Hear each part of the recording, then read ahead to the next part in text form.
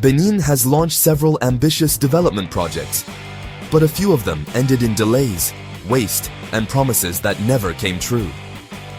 Here, on the coast of West Africa, a nation pulses with potential.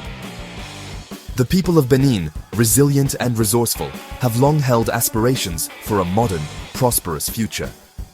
Successive governments have channeled this hope into grand visions, sprawling industrial zones, glittering stadiums, and networks of roads designed to connect and uplift every corner of the country. These are not merely concrete and steel, they are symbols of progress, promises of a better tomorrow etched onto the very landscape. But the path of development is rarely a straight one. It is a complex ecosystem where political will, economic reality, and human nature interact in unpredictable ways. While some projects flourish, becoming cornerstones of the nation's growth, others falter. They become monuments not to achievement, but to miscalculation, mismanagement, and misplaced priorities. Like skeletons of giant beasts left on the plains, they stand as silent, costly reminders of what could have been. Today, we journey through Benin to uncover the stories behind these grand, yet ultimately pointless, construction projects. We will explore the silent factories, the empty stadiums, and the roads that lead to nowhere. We will investigate the intricate web of factors, from political shifts to financial shortfalls, that turned these dreams into dust. This is a story of ambition and its unintended consequences, a look at the fragile nature of progress in a developing world. Our journey begins at the border with Nigeria, at a place once hailed as the future engine of Benin's economy, the Seme Krake Free Trade Zone. In the grand tapestry of national development, this was to be a masterpiece. The vision was breathtaking in its scope, a bustling hub of industry and commerce sprawling over 1,000 hectares. It was designed to attract international investment, create tens of thousands of jobs, and harness the immense economic energy of its powerful neighbor, Nigeria. The air here was once thick with promises of prosperity. The initial plans were a testament to this ambition. Blueprints depicted a self-contained city of enterprise, complete with state-of-the-art factories, reliable power grids, dedicated water supplies, and seamless logistics connecting it to the port of Cotonou and beyond. It was a perfectly designed ecosystem for economic growth, a place where raw materials would enter and finished goods would flow out, enriching the nation in the process. Investors were courted, agreements were signed, and the first earth was turned with great ceremony. Yet, as the years passed, the symphony of construction faded into a whisper, and then an unnerving silence. The initial momentum, so powerful and full of hope, began to dissipate. Political tides shifted, and with each new administration came a new set of priorities, a new vision that often left the old one to wither. The consistent, long-term commitment required for a project of this magnitude simply wasn't there. It became a political football, its fate tied to the fortunes of its patrons. The financial lifeblood of the project also began to run thin.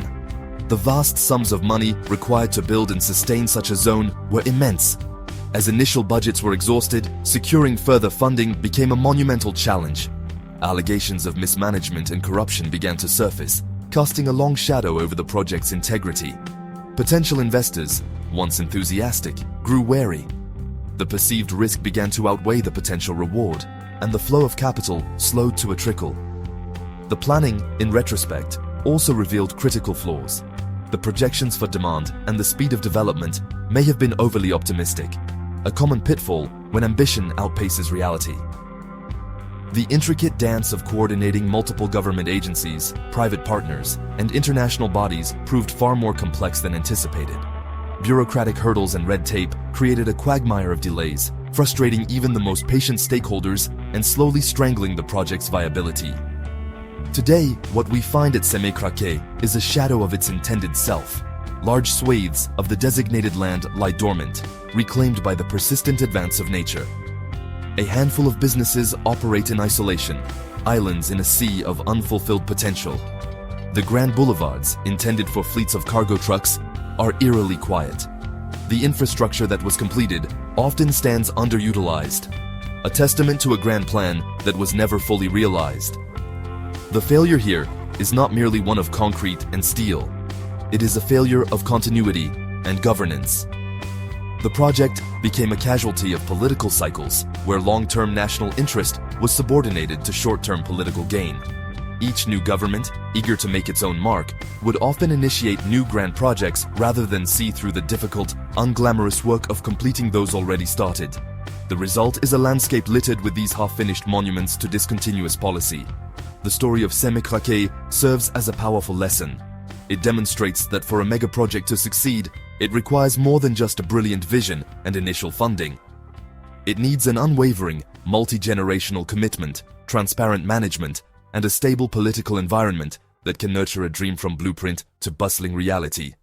Without these, even the most promising of ventures can become a silent, cautionary tale. Further inland, a new chapter in Benin's industrial ambition is being written, but its early pages tell a familiar story. This is the Glo-Djigbe Industrial Zone, or GDIs, a project even more audacious than Seme Krake.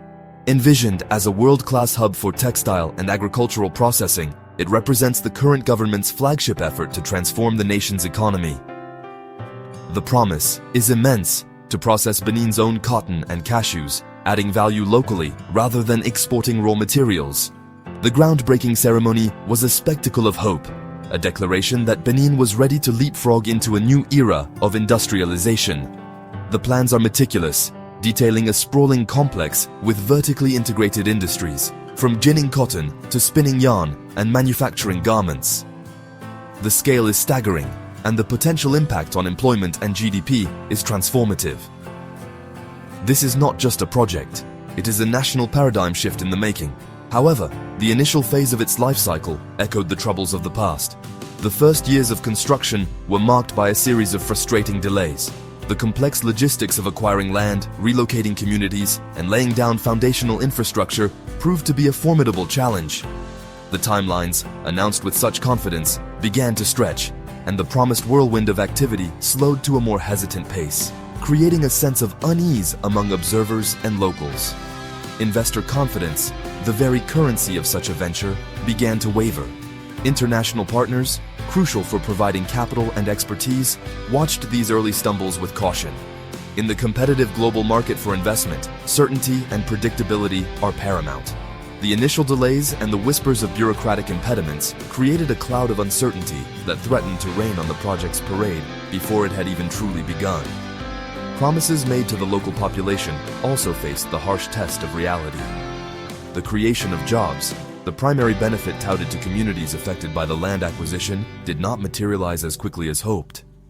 This gap between promise and delivery fostered a sense of disillusionment. For those who had given up their land and livelihoods for this national dream, the waiting was a heavy burden, and their patience began to wear thin. What caused these initial faltering steps? It was a confluence of factors. The sheer complexity of launching a project of this magnitude on a tight schedule was one. Furthermore, navigating the existing legal and administrative frameworks, even with high-level government backing, proved to be a slow and arduous process. The machinery of state was not yet fully calibrated to the speed at which the project's ambitions needed to move, creating friction and delays. Unlike Seme Krake, however, the story of Glo-Djigbe has a crucial plot twist.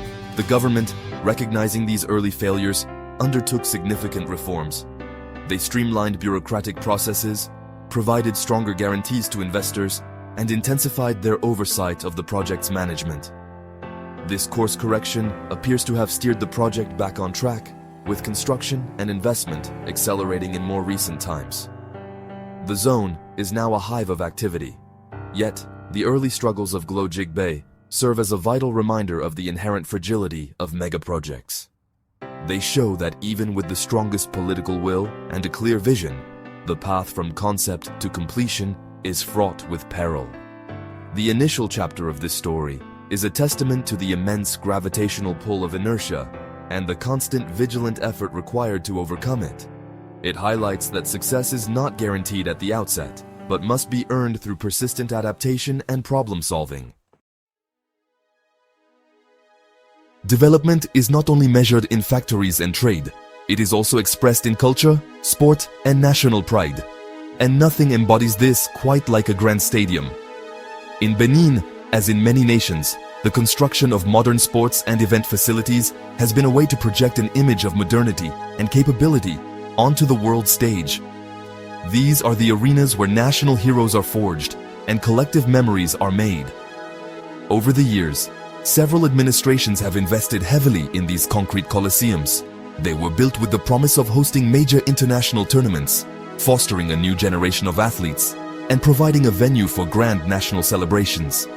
The architectural designs were often bold, the seating capacities vast, and the price tags astronomical.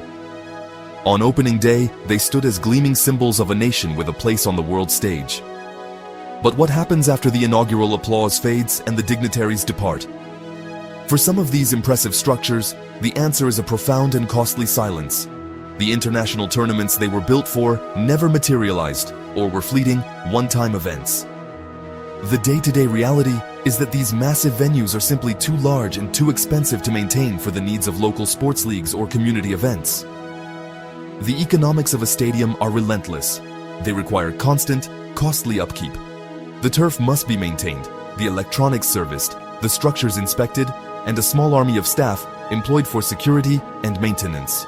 Without a steady stream of large-scale, ticketed events to generate revenue, these venues transform from national assets into monumental financial drains on the public purse, consuming funds that could be used for schools or hospitals. The reasons for this chronic underutilization are varied. Sometimes it is a case of pure overspending and a lack of realistic planning. A government, eager for a legacy project, may approve the construction of a 50,000-seat stadium in a region where a 10,000-seat venue would have been more than sufficient. The prestige of the grander design eclipses the practical considerations of its long-term use and viability. At other times, the failure lies in the lack of a supporting ecosystem. A world-class stadium is of little use without world-class teams to play in it, robust national leagues to create a regular schedule of events, and a population with the disposable income to regularly buy tickets. Building the physical structure is often the easiest part. Building the soft infrastructure of a vibrant sporting culture around it is a far greater challenge. These silent stadiums become poignant symbols. They are not abandoned in the same way as a factory. They are maintained, cleaned, and guarded, their emptiness only amplifying the sense of waste. They stand as monuments to a particular kind of political ambition, one that prioritizes the spectacular gesture over the sustainable, long-term development of grassroots sports and community facilities. Walking through the empty corridors and looking out over the vacant seas of brightly colored seats, one can't help but feel a sense of melancholy. This was meant to be a place of noise, of passion, of unity. Instead, it is an arena of silence, its immense potential unrealized. It is a powerful illustration of how easily a project, born of national pride, can become a symbol of overreach and a burden on the very people it was intended to inspire. The circulatory system of a nation is its road network. Roads are the arteries and veins that carry goods, connect communities, and allow services like healthcare and education to reach the furthest corners of the country. In Benin, where a significant portion of the population lives in rural areas, investment in roads and electrification is not a luxury. It is the very foundation of equitable development. It is the promise of inclusion. Recognizing this, numerous projects have been launched over the decades to pave the nation's laterite tracks and bring the gift of light to rural villages. Budgets have been allocated, contracts have been awarded, and heavy machinery has rumbled to life, bringing with it the hope of a new, connected era. For many communities, the sight of surveyors and construction crews is the most tangible sign that progress is finally reaching them. Yet, in too many cases, this initial hope has dissolved into long-term frustration. The story is a familiar one across the country. A road project begins with great fanfare, and a section of tarmac is laid. But then, inexplicably, the work stops. The machinery falls silent and is eventually hauled away, leaving behind a perfectly paved stretch of road that abruptly ends, reverting back to a bumpy, treacherous dirt track. These unfinished arteries are a constant source of frustration and a symbol of broken promises. They are not merely an inconvenience, they are a barrier to economic activity. Farmers struggle to get their produce to market, with goods often perishing on journeys that are far longer and more arduous than they should be. Access to emergency services is severely hampered. turning treatable medical conditions into life-threatening crises. The quality of the work that is completed is also a major issue. In some cases, a newly paved road begins to crumble and develop potholes within a single rainy season. This points to a failure in oversight, where poor quality materials are used or construction standards are not enforced, all to cut corners and inflate profit margins. The result is a cycle of endless repair, a constant drain on public funds for work that should have been done right the first time. The story of rural electrification follows a similar, tragic pattern. Poles are erected, wires are strung, and villages celebrate the imminent arrival of electricity. But the final connection to the grid is never made. The poles stand as silent, wooden sentinels, their wires dangling uselessly, a constant, daunting reminder of a modern convenience that remains just out of reach. Children still do their homework by candlelight, and small businesses cannot use modern equipment. What lies beneath these failures? The issues are systemic. Corruption is a significant factor, with funds being diverted at various stages of the project, leaving insufficient money to complete the work as specified.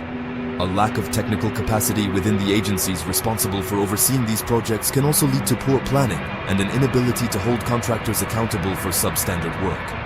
Ultimately, these incomplete and poorly executed projects breed a deep cynicism among the population. They erode trust in government and foster a sense of abandonment. When people see a road that leads nowhere or power lines that carry no current, they see a government that is either incapable of or uninterested in fulfilling its most basic promises to its citizens. It is a profound failure of the social contract. In the bustling economic heart of Benin, Cotonou, a different kind of phantom project haunts the landscape. Here, the dream was not of industry or infrastructure, but of modern living. Spurred by a growing middle class and a demand for better housing, numerous real estate schemes emerged, promising sleek apartment complexes, secure gated communities, and stylish new homes for the city's aspiring residents. These projects were marketed with glossy brochures and sophisticated digital renderings. They depicted a lifestyle of comfort and modernity, a stark contrast to the often crowded and underdeveloped housing stock available in the city. They attracted a flurry of interest from both local buyers and the Beninese diaspora, who saw an opportunity to invest their savings in a tangible piece of their homeland's future. Investors and aspiring homeowners eagerly put down deposits, their funds intended to fuel the construction that would turn these digital dreams into concrete reality. The initial stages often looked promising. Land was cleared, foundations were dug, and the skeletal structures of buildings began to rise from the red earth. For a time, it seemed as though a new Cotonou skyline was being born, a testament to the city's growing prosperity. But then, on site after site, the rhythm of construction faltered. The hammering and drilling ceased, the workers disappeared, and the half-finished buildings were left to the mercy of the elements. These concrete skeletons now stand scattered around the city's periphery, their empty window frames like vacant eyes staring out over a city that has continued to grow around them. They are ghost housing projects, monuments to shattered financial dreams. The reasons for their demise are a toxic cocktail of financial mismanagement and outright fraud. In many instances, the developers were undercapitalized from the start, relying on a continuous flow of new deposits to fund ongoing construction. When sales slowed or initial projections proved too optimistic, the cash flow dried up and work ground to a halt. It was a house of cards built on an unstable financial foundation. In more sinister cases, the schemes were fraudulent from their inception.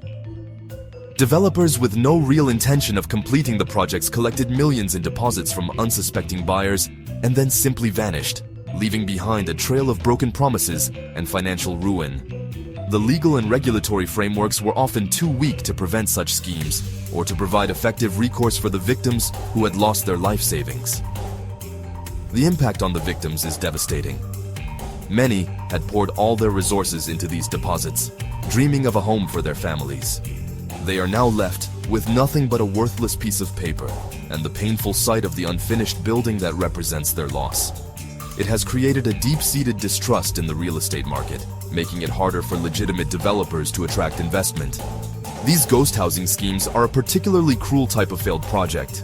They didn't just waste state funds, they preyed on the personal aspirations and hard-earned money of ordinary citizens. They represent a failure of consumer protection and regulatory oversight, a space where predatory practices were allowed to flourish. The concrete ghosts of Cotonou are a stark warning about what can happen when rapid growth is not accompanied by strong, transparent, and enforceable rules. The silent factories, the empty stadiums, and the roads that abruptly end are more than just construction failures. They are inscribed upon the landscape as lessons in the complex ecology of development. They teach us that ambition, without the bedrock of good governance, transparent management, and steadfast continuity, can lead to monumental waste. Each project tells a story of how political cycles, corruption, and poor planning can sever the connection between a nation's aspirations and its reality, leaving behind a legacy of debt and disillusionment instead of progress. The true cost of these failures is not measured in the millions of CFA francs lost, but in the erosion of public trust and the squandering of opportunity. They represent years of delayed progress, jobs that were never created, and communities that remain disconnected and underserved.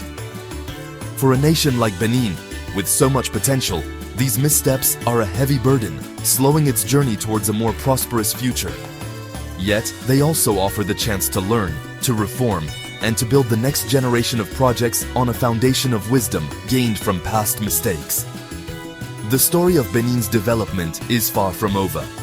It is a continuous, evolving narrative of trial and error, of setbacks and successes. By examining these pointless projects, we gain a deeper understanding of the immense challenges and complexities facing developing nations everywhere. Which project shocked you the most? Tell us in the comments below, and don't forget to like, share, and subscribe for more global mega project stories.